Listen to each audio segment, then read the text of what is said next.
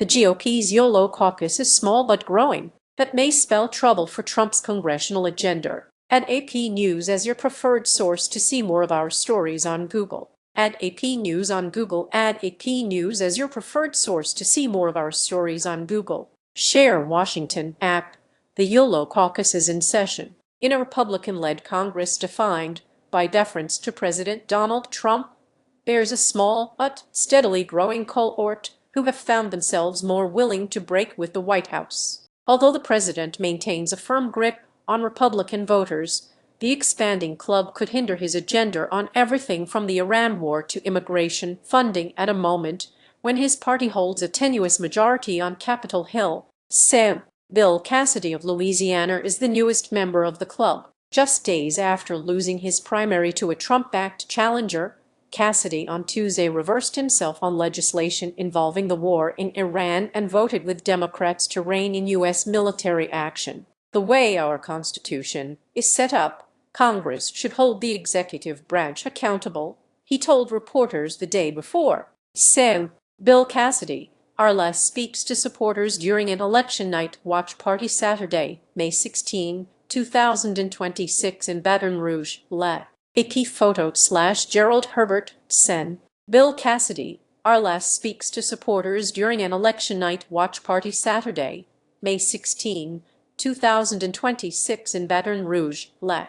AP photo / Gerald Herbert. Add AP News on Google. Add AP News as your preferred source to see more of our stories on Google. Share Facebook, copy link, copied print, email, X, LinkedIn, Blue Sky, Flipboard, Pinterest, Reddit. Read more. Sen. John Cornyn of Texas could be next after Trump endorsed Ken Paxton, Cornyn's rival for the Republican nomination in next week's runoff. Rep. Thomas Massie of Kentucky is perhaps a founding member of the YOLO caucus, slang for "you only live once," used to punctuate unbothered or even foolhardy behavior. He frustrated Trump since the president's first term, and his status was solidified after losing his primary on Tuesday to a Trump-backed challenger. Massie has enraged Trump by voting against his signature tax and spending bill and by pushing for the release of the Jeffrey Epstein files. He hinted there's more to come before he leaves office. Read more. "I got 7 months left in Congress," Massie said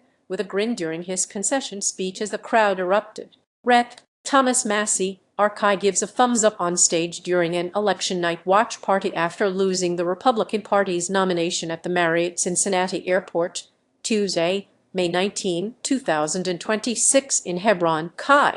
AP photo / Carolyn Castor. Rep. Thomas Massie, RK, gives a thumbs up on stage during an election night watch party after losing the Republican Party's nomination at the Marriott Cincinnati Airport, Tuesday, May 19, 2026 in Hebron, Kai. AP photo / Carolyn Castor. Add AP News on Google. Add AP News as your preferred source to see more of our stories on Google. Share Facebook, copy link, copied print, email, X, LinkedIn, Blue Sky, Flipboard, Pinterest, Reddit. Read more. Republicans feel free to shrug off Trump. Other similarly situated Republicans include Sen. Tom Tillis, who was a fierce critic of former Homeland Security Secretary Kristi Noem and has more recently turned his attention to Defense Secretary Pete Hegseth. There's also Sen. Lisa Murkowski of Alaska, who joined Democrats last week in a bid to curb Trump's war powers in Iran. Since Susan Collins of Maine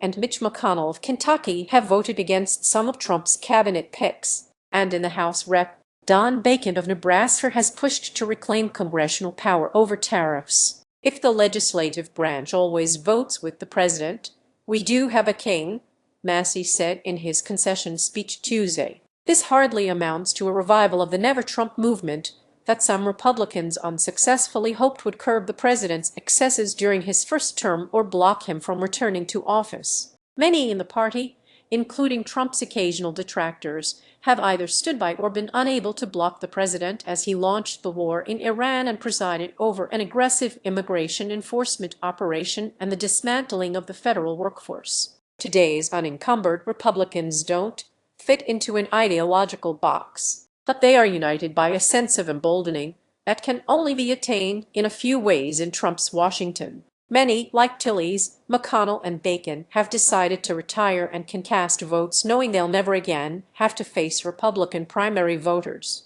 Others, like Collins and Murkowski, have more leeway because they represent states that tend to reward political independence. And some, like Massey, banked on the idea that voters could support both Trump and someone who occasionally crossed him. It's a paradox for Trump. As he demands total loyalty and pushes out Republican dissenters, he's left with a growing cohort who, for one reason or another, owe Trump nothing. So, Susan Collins, Maine, questions Defense Secretary Pete Hegseth at a Senate Appropriations Subcommittee on Defense hearing on the budget request for the Department of Defense, Tuesday, May 12, 2026 in Washington.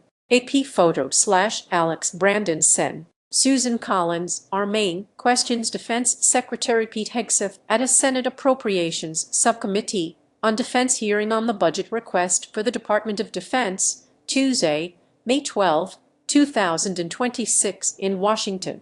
AP photo/Alex Brandon. Add AP News on Google. Add AP News as your preferred source to see more of our stories on Google. Share Facebook, copy link, copied print, email, X, LinkedIn, Blue Sky, Flipboard, Pinterest, Reddit, read more. Senate Appropriations Subcommittee on Interior, Environment, and Related Agencies Chair Lisa Murkowski, Alaska, speaks during hearing on the budget request for the EPA on Capitol Hill, Wednesday, May 13, 2026 in Washington. AP photo/Manuel Valls, Senator, Senate Appropriations Subcommittee on Interior, Environment, and Related Agencies Chair Lisa Murkowski, Alaska, speaks during hearing on the budget request for the EPA on Capitol Hill, Wednesday, May 13, 2026 in Washington. AP photo/Manuel Valls, Senator. Add AP News on Google. Add AP News as your preferred source to see more of our stories on Google. Share Facebook, copy link, copied print, email, X, LinkedIn, Blue Sky, Flipboard, Pinterest, Reddit, read more. Democrats look to capitalize that could be a problem for Senate Majority Leader John Thune and House Speaker Mike Johnson, who are already governing with threadbare majorities. Shifting loyalties of even a few Republican lawmakers could dramatically complicate the ability for either chamber to pass substantial legislation ahead of the November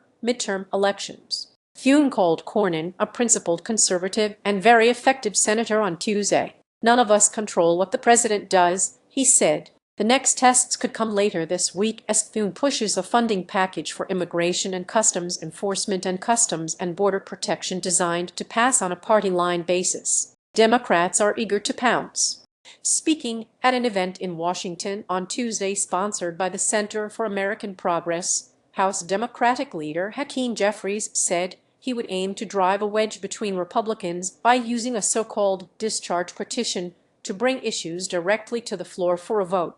That tactic has been successful in securing House passage on issues ranging from the Epstein files to temporary protection of Haitian immigrants. "When we're disciplined and when we're focused and when we put pressure in particular on the so-called swing seat Republicans, they have been breaking with us," Jeffries said. House Minority Leader Hakeem Jeffries, DMY, speaks to reporters as he arrives for a Democratic caucus meeting at the Capitol in Washington, Thursday, May 14, 2026. AP photo/J. Scott Applewhite. House Minority Leader Hakeem Jeffries, DNY, speaks to reporters as he arrives for a Democratic caucus meeting at the Capitol in Washington, Thursday, May 14, 2026. AP photo/J. Scott Applewhite. Add AP News on Google. Add AP News as your preferred source to see more of our stories on Google. Share Facebook, copy link, copied print, email, X, LinkedIn, Blue Sky, Flipboard,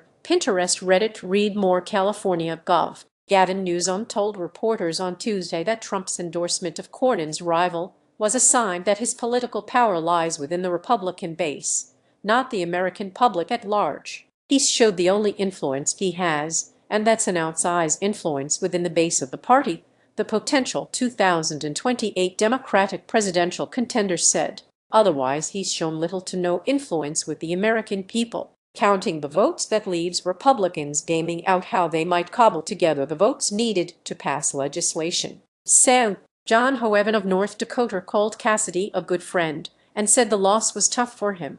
He said Cassidy will always vote in line with what he thinks is best, but doubted he will become a less reliable Republican vote. His fellow Louisianan, Sen. John Kennedy, said Cassidy deploys power rationally and maturely and will continue to do the same thing. Cassidy repeatedly rejected the notion that he will spend his final months in Washington as a troublemaker for Trump, saying he's going to do what's good for my country and my state. Yet, the independent streak that ended his political career quickly resurfaced. A week after Trump visited China, Cassidy spoke of a Western alliance that's totally falling apart and will be unable to push back on the threat China represents. He seemed stunned that the administration would create a nearly